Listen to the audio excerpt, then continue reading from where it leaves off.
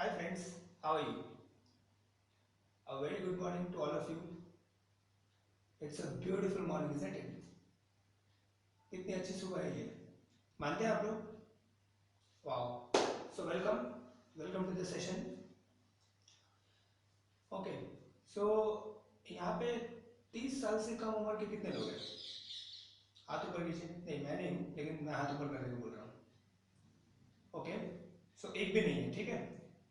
सो क्या मैं ये मान के चलूँ कि आप सबके ग्रेजुएशन पोस्ट ग्रेजुएशन को कम से कम 10 साल हो चुके हैं या 8 साल हो चुके हैं? Okay, cool. सो एक एवरेज मान के चले कि करीब करीब 22 साल की उम्र में आप और मैं ग्रेजुएट हो गए. क्या सब लोग मानते हैं ये बात को? Okay, fantastic. ओके, हम लोग को ग्रेजुएट होने को कितना समय लगा? 20 साल पकड़ के चले, क्योंकि अगर 22 साल की उम्र में ग्रेजुएट हुए और 2 साल की उम्र से हमने पढ़ाई शुरू की, हालांकि आजकल हो जाती है, हमारे ज़माने में तो करीब 3 साढ़े 3 साल तक तो हम लोग मस्त ऐश करते थे और फिर पढ़ाई शुरू होती थी. ओके. ओके, मेरे कहने का तात्पर्य यह है कि जब भी हम लोग ग्रेजुएट हुए तो जो हमें 20 साल लगे ग्रेजुएट होने में, तो इसमें दो चीज़ें हैं. एक तो ये काम ओवरनाइट, मतलब एक रात या एक दिन में नहीं हुआ था. इसको 20 साल लगे थे. मतलब ये एक ग्रेजुअल प्रोसेस थी, ये एक नियमित प्रोसेस थी जिससे हम ग्रेजुएट हुए. और दूसरी बात, हर साल हम आगे बढ़े और आगे बढ़े. मतलब मान लो कि 20 सीढ़ियाँ थी, तो हम लोग जो पहली सीढ़ी पे थे वहाँ से 20वीं सीढ़ी पे पहुँचते पहुँचते हम हर सीढ़ी पे रुके 1 साल, फिर वो सीढ़ी को पार किया, इसको छोड़ा, दूसरी पे गए, दूसरी पे 1 साल रहे, दूसरी को छोड़ा, तीसरी पे गए, और इस तरह हम 20 साल के बाद हम ग्रेजुएट बने. ओके. तो ये मैंने क्यों कहा? 20 साल के बाद मुझे जो एक डिग्री मिली, जो ग्रेजुएशन मिला मुझे, पोस्ट ग्रेजुएशन मिला, वो 20 साल की मेहनत का फल था. उसमें साल हर साल में 4 5 6 एग्जाम्स, हर एग्जाम्स के पीछे की गई मेहनत, ये सबका नतीजा, ये सबका परिणाम है कि मैं ये लेवल तक पहुंचा. सही है? ओके. ग्रेजुएट होने के बाद क्या हुआ? Now we are talking about our focus, our purpose, our ambitions, हम लोग की महत्वाकांक्षाएं, हम लोग का जो ध्येय है, और उस पे हम लोग अब कहाँ हैं.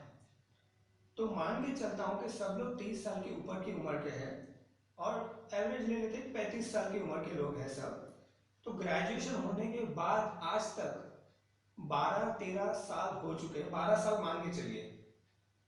शुरू का एक आध साल शायद हम लोग को सेटल होने में गया कि मैं ये टाइप का जॉब करूँ, ये जॉब मेरे लिए ठीक है नहीं है, ये बिजनेस में मैं कदम रखूँ, ऐसा करूँ वैसा करूँ. वो 1 साल छोड़ दें. उसके बाद 11 साल में अगर मैं पीछे मुड़ के देखूं, तो जैसे मैं फर्स्ट स्टैंडर्ड से लेके 11th स्टैंडर्ड या 12th स्टैंडर्ड में गया, gradually, with a course, with a syllabus, with a proper examination pattern, उस तरह से क्या पिछले 11 सालों से मैं स्टेप बाय स्टेप ग्रेजुअली आगे बढ़ता हुआ, क्या मैं अपने ग्रेजुएशन की तरफ जा रहा हूँ? अपने लाइफ का जो भी पर्पस है, जो भी गोल है, जो भी मेरी महत्वाकांक्षा है, जो भी मेरी इच्छा है, जो भी मेरे ध्येय है, ये एक सिंगल ट्रैक पे होना जरूरी नहीं है, ये मल्टीपल ट्रैक पे भी हो सकता है. फॉर एग्जाम्पल, मेरे दो ध्येय हो सकते हैं और वो दोनों के लिए मुझे अलग अलग चीजें करनी पड़ सकती है. जैसे पैसा कमाना एक ध्येय हो गया और मेरा पैशन फुलफिल करना ये ध्येय हो गया. बहुत लकी होते हैं वो लोग जो पैसा कमाने के साथ पैशन भी फुलफिल करते हैं, और बहुत कम लोग होते हैं. इसके लिए मैंने कहा कि बहुत लकी होते हैं वो लोग.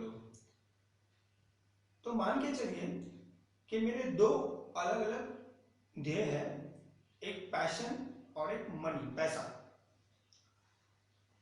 तो क्या मैंने अपनी जिंदगी में अब तक अपने पैशन और पैसा दोनों को इक्वली जज करके फुलफिल किया है, हाँ या नहीं? हो सकता है कि कुछ वर्षों तक मैंने पैसों पे फोकस किया, बाद में 2-3 साल तक पैशन पे फोकस किया, बाद में वापस पैसे पे फोकस, ये एक सीक्वेंशियल एक्टिविटी भी शायद हो सकती है, पैरेलल भी हो सकती है। लेकिन क्या मैं आज जो जी रहा हूं उसमें क्या मैं अपना रिक्वायरमेंट जो है पैसा और पैशन, ये दोनों को फुलफिल कर रहा हूं? देखिए आज का टॉपिक ये है मनी एंड पैशन, इसके लिए मैं इस चीज पे ही फोकस कर रहा हूं। पैसा कमा रहा हूं, बहुत अच्छी बात है, लेकिन क्या मैं खुश हूं? क्योंकि वो भी एक रिक्वायरमेंट है, उतना तो मैं फुलफिल कर रहा हूं। तो क्या मैं 50% खुश हूं? क्या मैं 25% भी खुश हूं? कि हमेशा मुझे ऐसा लगता है कि मैं पैसे कमा रहा हूं, अपने आप को ड्रैग कर रहा हूं, अपने आप को सिर्फ खींचा जा रहा हूं, लेकिन उसका कोई आउटकम नहीं आ रहा है। तो दोस्तों एक बार फिर सोचना पड़ेगा कि क्या पैसा ये महज मेरी एक रिक्वायरमेंट है, या फिर मुझे एक डेस्परेशन है कि लोग मेरे से आगे निकल रहे हैं और मुझे वो नहीं चाहिए, इसके लिए मैं पैसा कमा रहा हूँ। तो पैसा कमाना मेरी जरूरतों को फुलफिल करने के लिए है, या लोगों को ये दिखाने के लिए कि मैं कमा सकता हूँ? तो फिर मेरे पैशन का क्या होगा? अगर मेरे पास पैशन नहीं है कोई और पैसा कमाने की, जैसे मैंने पहले कहा, वो लोग बहुत कम और बहुत लकी होते हैं जिनका passion is align with what they are doing, जो कर रहे हैं उसके साथ ही उनका पैशन। जैसे मेरा पैशन हो सकता है सिर्फ पैसे कमाओ पैसे कमाओ पैसे कमाओ, ये मेरा पैशन तो बहुत अच्छी बात है। तो फिर शायद ये सेमिनार अटेंड करने की बिल्कुल भी जरूरत नहीं है जहाँ पे मनी एंड पैशन की हम लोग बात कर रहे हैं। Because of course your money and passion is going hand in hand, एक साथ चल रहा है आपका पैसा और पैशन। तो इसके लिए अगर एक सिंपल सी चीज हम लोग ले लें, तो मैं अपने पैशन को अगर दिन का कुछ समय डिवोट कर रहा हूं या डेडिकेट कर रहा हूं, तो मेरे लिए वो एक अचीवमेंट है। और ये जरूरी नहीं है कि पैशन के रिजल्ट में मुझे पैसा मिलेगा, पैसा नहीं भी मिले। ये भी जरूरी नहीं है कि पैशन के रिजल्ट में मुझे फेम मिलेगा, ये भी जरूरी नहीं है। आप भी समझो कि आज मुझे भी पैसा कमाने का बहुत बड़ा एक शौक था या रिक्वायरमेंट था। मैंने भी बहुत साल उस पर बिताए पैसे कमाने के पीछे। एक बार मुझे ऐसा लगा कि चलो पैशन को फुलफिल करना चाहिए, भले उसके रिजल्ट में मुझे पैसा मिले या ना मिले। ऑफ कोर्स मैंने बैकिंग किया, थोड़ा सा मैंने पैसा जमा करके रखा ताकि मैं अपनी जो नॉर्मल लाइफस्टाइल है उसको मैं मेंटेन कर सकूं और मैं पैशन को फुलफिल कर सकूं। तो मैंने उसके पीछे कुछ टाइम देने का सोचा। हालांकि वो टाइम बहुत बड़ा नहीं था, लेकिन मैंने सोचा कि कुछ 1 साल मैं उसके लिए दूंगा।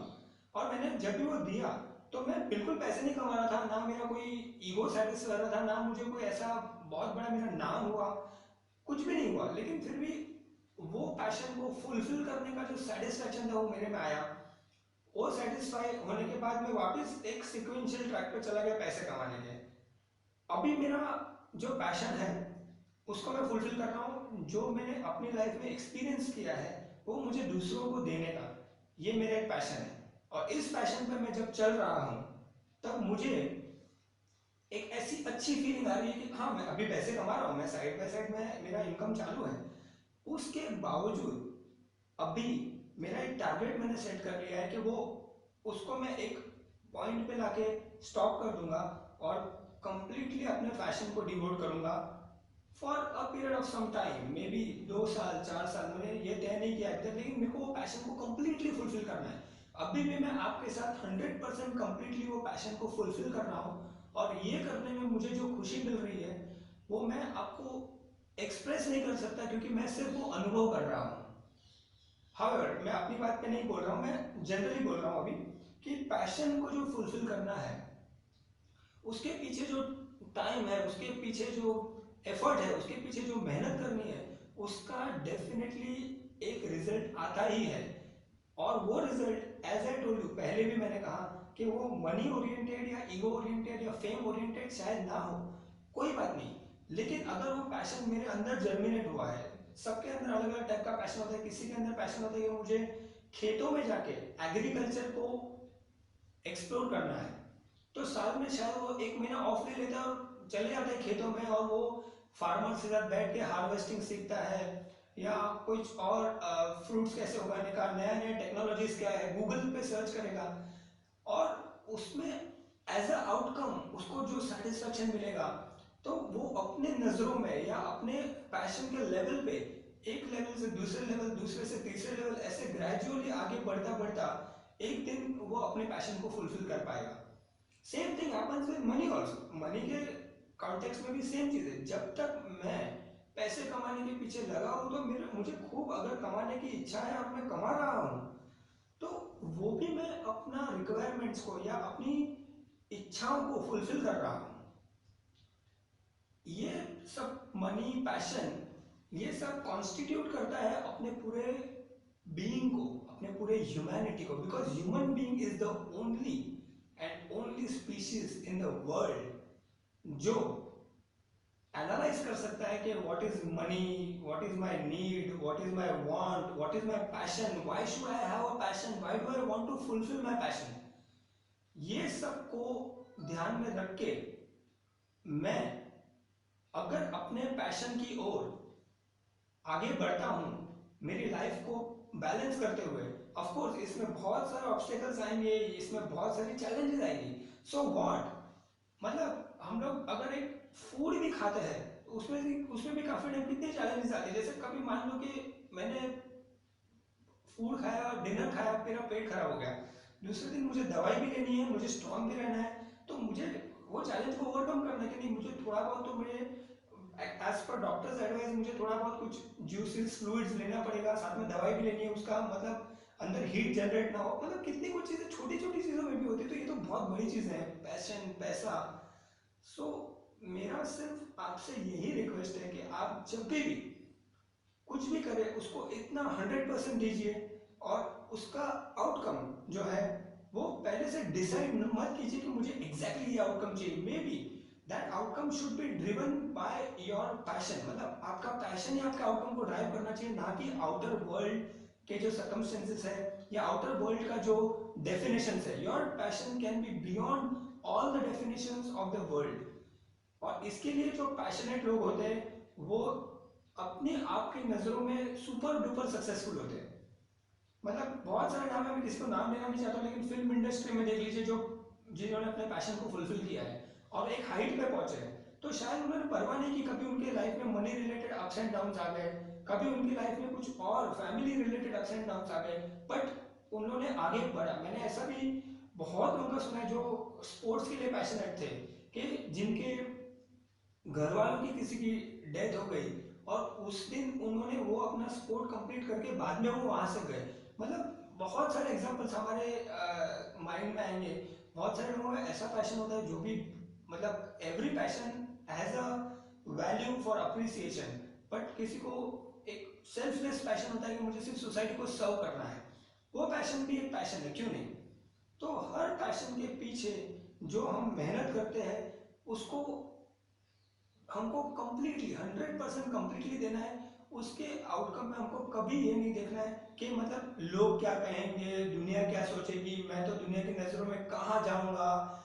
अगर ये मैं सोच रहा हूँ, तो वो मैं बड़े ऑब्स्टिकल्स क्रिएट कर रहा हूँ अपने पैशन को फुलफिल करने के लिए। बाकी सब जो ऑब्स्टिकल्स रास्ते में आएंगे, वो तो हम लोग ओवरकम कर पाएंगे, लेकिन ये माइंड, मेंटल लेवल पे जो भी ऑब्स्टिकल्स आएंगे related to society, related to people, related to, मतलब अगर सोच लो कि आज मैं 10 लाख रुपए कमा रहा हूँ महीने का फॉर एग्जाम्पल, और मुझे सडनली ऐसा मन करता है कि मैं ये सब छोड़ देता हूँ और कुछ ऐसा चालू करता हूँ जिसमें मुझे 10,000 रुपये मिला ना महीने का तो भी चलेगा, लेकिन मुझे सेटिस्फैक्शन चाहिए।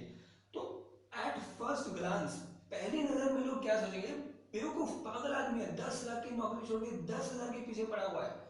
लेकिन अगर उससे मुझे सेटिस्फैक्शन मिल रहा है, जो एक्चुअली मुझे खुद को जज करना है, ऑफ कोर्स बीच में मोमेंट्स ऑफ रिग्रेट भी आएंगे कि मैं 10 लाख छोड़ के सिर्फ 10,000 में सेटल हुआ हूँ, तो एक वो फेज आएगा मेरी लाइफ में। लेकिन उस फेज को भी मैं, वो सब मेंटल फेज है, वो सब कोई फिजिकल फेज नहीं है, मेंटल फेज है, उसको भी मुझे ओवरकम करना है।